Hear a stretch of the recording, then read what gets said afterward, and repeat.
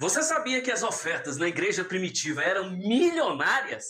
E mesmo assim os apóstolos morreram presos, mártires e pobres. Sabe por quê? Porque eles investiam as ofertas no lugar correto. Vamos entender o texto. Atos, no capítulo 2, versículo 45, vai falar sobre a formação da igreja primitiva fundante de Jerusalém. Olha que interessante o texto. Todos os que criam estavam juntos e tinham tudo em comum, ou seja, eles partilhavam. A igreja estava no primeiro amor tão forte que as pessoas partilhavam umas com as outras tudo que elas tinham, né?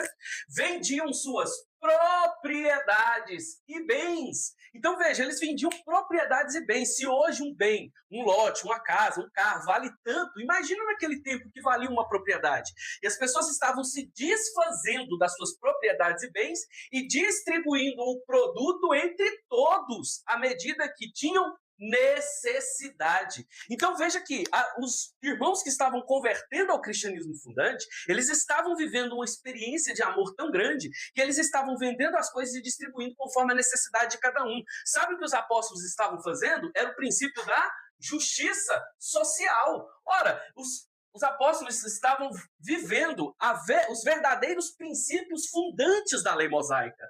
Por quê? No tempo dos apóstolos, o judaísmo havia se tornado uma religião de emaranhado de dogmas e ritos vazios.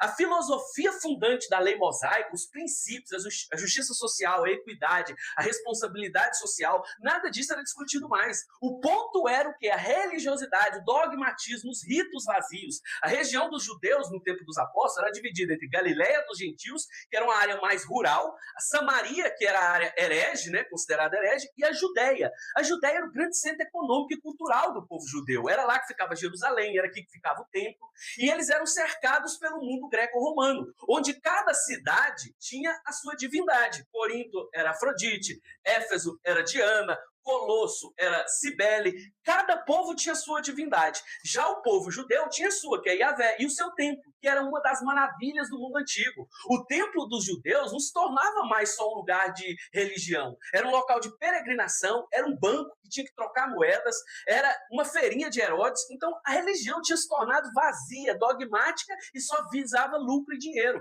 Já os apóstolos começaram a viver os princípios fundantes da lei mosaica. Professor, mas a lei mosaica fala de justiça social, de cuidado com o pobre. Olha o que Deuteronômio, no capítulo 15, versículo 11, vai dizer.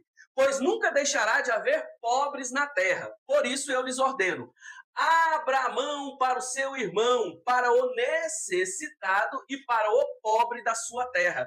Princípio da justiça social. Então veja que do Antigo Testamento